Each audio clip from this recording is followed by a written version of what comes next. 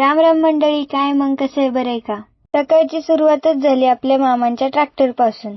ट्रॅक्टरकडे बघून जरा चालवून बघावं म्हटलं. मग काय, घेतली चावी आणि केला चालू. नादच केला शेवटी. पण मंडळी, मामांना माझी जरा भीतीच वाटली वाटतं. डायरेक्ट ट्रॅक्टर घेऊनच निघून गेले राव. नंतर आपल्या आईने लावली कामं करायला.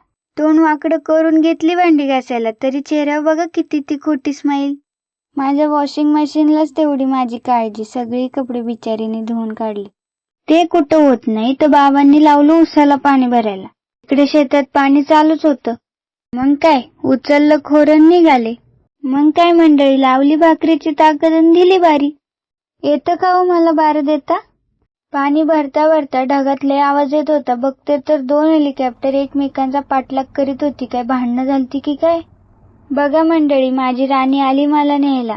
नेहमीसारखं तिलाही त्रास द्यावा म्हटलं. ठेवल्या खताच्या गोणीत निघालो. घरी आल्यावर एक काम राहिलं होतं, ते म्हणजे दळण करायचं. माझं काम जोमात सुरू केलं. पण दुसरीकडे छोट्या डॉनची मॅगीची पार्टी जोरात चालू होती बरं.